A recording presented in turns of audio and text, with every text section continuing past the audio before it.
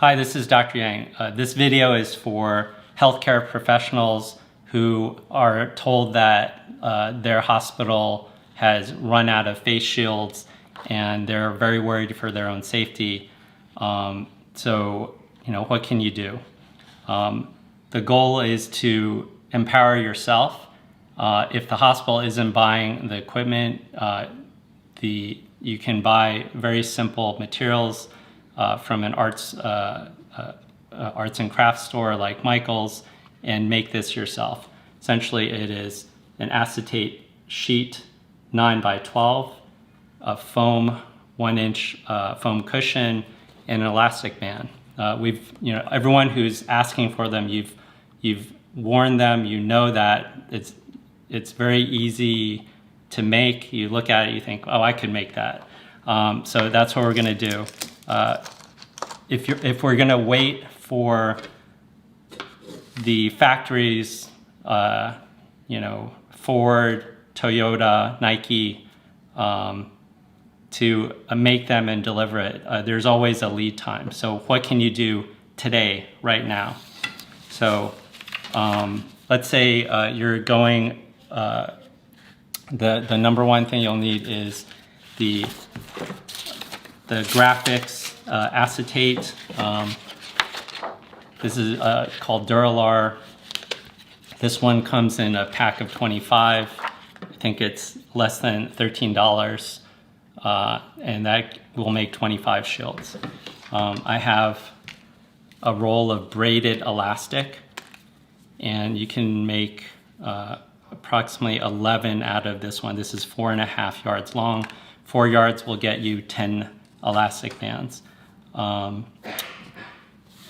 Foam cushion. This is 1 inch thick. It comes in a giant roll at Michael's that is 2 feet wide by 6 feet long. If it were me and someone bought a giant roll of film, I would just cut a strip. It may not look as pretty as this one, but it'll do. Okay, so let's say it's cut. Next, we're gonna use plain Scotch tape. Let's say you go to the nursing station, you grab a Scotch tape, you're gonna grab a stapler. We're talking, emergent type or urgent situation. We're gonna roll the tape onto itself. I'm sure you've done this before. Stick it onto the foam and just line it up to the top edge, okay? We're essentially making an umbrella for our face, okay, a splash shield. Next, I'm gonna pull out about 14.5 inches of elastic and cut it. Again, these type of scissors at the nursing station, 14.5 inches. That's approximately a large head. That's comfortable for me. A medium is probably 14 and a small is maybe 13.5. So next we're gonna line this up right here. What I'm gonna do to make it easier, I found that the stapling is a little bit tricky. So what you're gonna do to make it a little bit easier so you're not fumbling, you're gonna tape that on the front edge and then just line it up and tape it. We're gonna staple it so it's more secure, but this is just to make the stapling a little bit easier.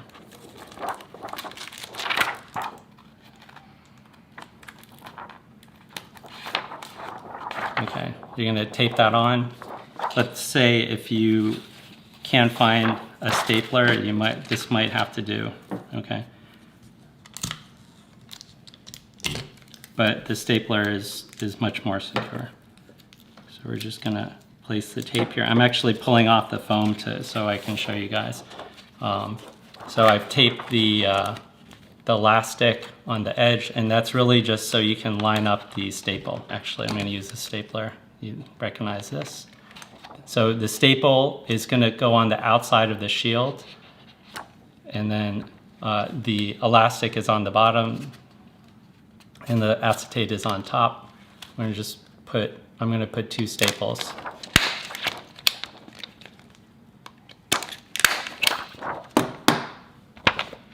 So hopefully you can see there's 2 staples here. The tape holds it in place while you line it up. Otherwise, it's a little bit tricky to staple. Just line it up. I see they're doing 3D printed masks. If you've ever seen a 3D printer churn out its design, it can take literally like 10 minutes to up to half an hour to print out whatever it's printing. They also are using laser cutters to cut these shields, but if it's a rectangle, you don't need anything special. Literally, you can use a pair of scissors and then you're done and you can start taking care of patients. And on your next shift, you can make a fresh one and discard it depending on how confident you are about buying these supplies from your local shops. But other little details is you can maybe round off the edges with your scissors so it looks more like the standard shield. When you're seeing patients with this shield, it looks pretty much like what you normally have. So they may not notice that it isn't the standard shield, and it'll protect your face from getting any mucus or body fluid or blood. The other reason for making it is if you have, let's say, an N95 mask, the two reasons why the masks become unusable is a direct spatter of blood or sputum or mucus directly on the shield, and it's visibly contaminated. That you should throw out. The other reason is over time the filtration ability of the mask gets clogged with maybe microscopic or visible droplets which you can't see but contains a little bit of mucus. Then over time it starts clogging the filter material of the N95, and it makes it very, very difficult for the user to breathe. And that would also be a reason for it's filtering well, yet you can't breathe, and therefore you can't use it. Having a physical barrier like an umbrella will at least block that initial splash. At our hospital, the other thing they're doing is recommending that they use a procedural mask on top of their N95 in order to preserve the N95 so it can last longer. So one other thing I wanted to show, this is a way to make a procedural mask and maybe even save some of the other ones. So this is really instead of a splash shield or a face shield, this is your N95 shield. So what I have here is a piece of what it really is a cold pack sleeve. So at our office, we place a cold pack in and we give it to the patient. What I did is I modified this to become a makeshift face mask, and I call this design the Omega face shield, or the Omega face mask. So the reason is when it is folded up, if you look at it right here, it forms the Omega sign, okay? And the way it looks is like this, and then when you put it on, it covers the N95 mask. This is for use in surgery as a drape material. In this case, this is a cold pack cover, and it is waterproof. So this way, it doesn't soak through like a paper towel, and literally you can, if you have enough of these, you can discard them maybe between patients, or you have a morning shift, you throw this one out because it's not even a real mask, and then make a second one for the afternoon. So now we're going to make the Omega face mask. Okay, so the way that I designed it, I'm going to give you a measurement.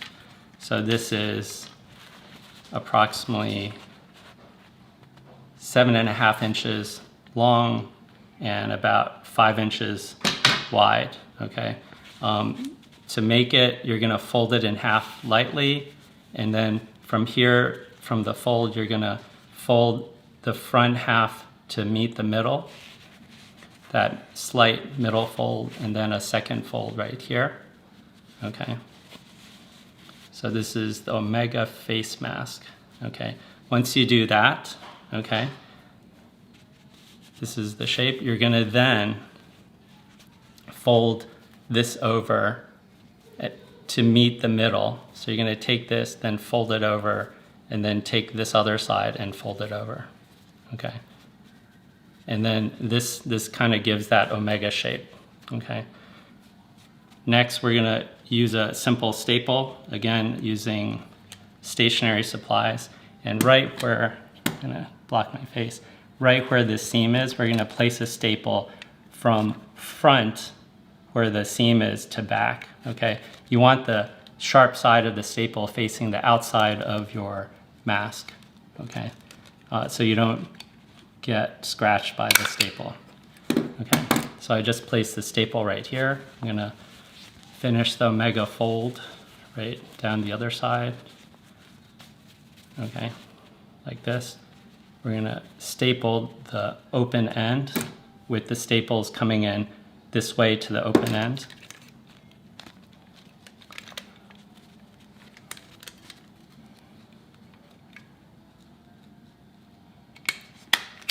Okay, so next, what you'll need is paper clips and a stationary rubber band, or some kind of rubber band. These are the big loop kind that sometimes they'll wrap like 8.5 by 11 documents, like in folders. So these are pretty common for the secretaries. If it's any smaller, you can't really wrap a stack of documents. A standard paper clip, and then here we go. So we have our Omega shield. We're gonna place the paper clip, and this is just to cover the N95. It's literally a N95 shield, okay? So that on top, underneath the face shield. We're gonna slide this down, okay? Sorry. You're gonna slide the paper clip down. Notice the edge of the big loop here is on top. You're gonna, to make it more secure, you're gonna pull this flap and then tuck it so you only see half of it, okay? Same thing on this side. We're gonna slide this over the top, okay? And then push it down, okay? You'll see the big loop, we're gonna pull one side of the flap, tuck it underneath, you only see half of it, okay? We're almost done. I'm gonna pull this up a little closer so you can see me. I'll sit a little closer. Just pull the Omega shield over your ears, like this. Loop it on.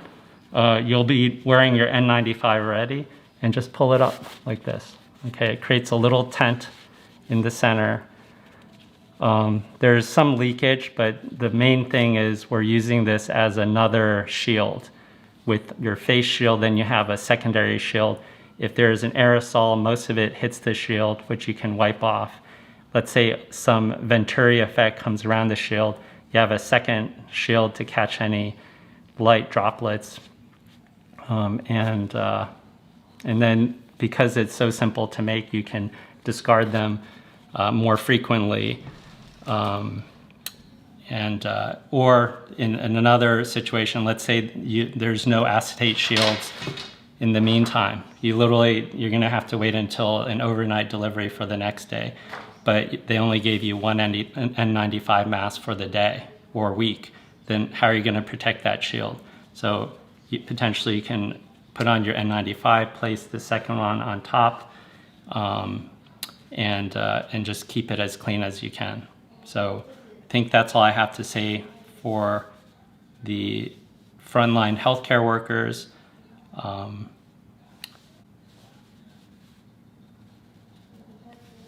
I hope you guys can stay safe. We appreciate everything you're doing. I'm doing everything I can, just looking at the general problem and looking for whatever solutions I can do as quickly as I can. So far with these face shields, The first batch I made 48 out of a roll of 40-inch acetate that was, I think, 12 feet long, 48 of them. Then I made another 66 using these, and then I ran out of foam. So I had 2 more for demonstration purposes, and I've been working on the Omega mask. So my heart is with you guys, and wherever you are.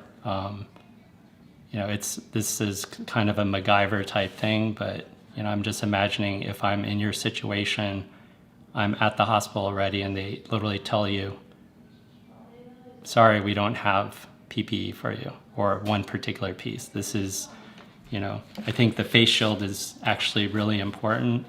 N95s you can't make, so all we can do is conserve, but if we can make that 95 last longer just with an umbrella on top of it, this is low tech.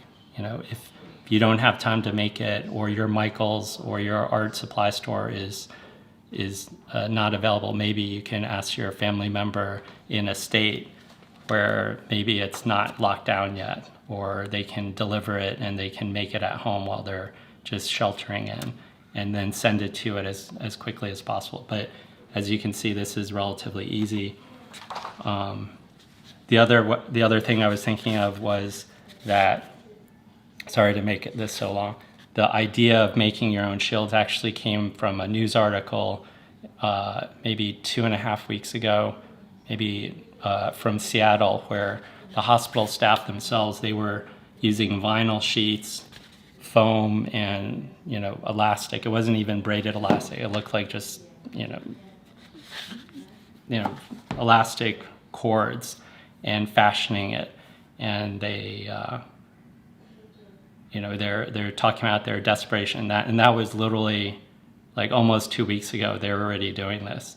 So that inspired me to try to do something, and just use something where when the supply chain is completely overwhelmed and everyone is drowning and everyone is grabbing for the same stuff and just sitting there and waiting, you have to look for another solution. You have to think outside the box and think, okay, you have a face shield. What are the things that people are not looking for? Okay, so this may start becoming in more short supply once we start doing this. In other countries where they don't even have art supplies like this, they're using like a 2-liter Coke bottles, and cutting off the bottom, and then opening it up and just using that that square piece in the middle as a face shield. Hope it doesn't come to that, but let's do what we can and be safe. That's it for this video. Sorry. Bye.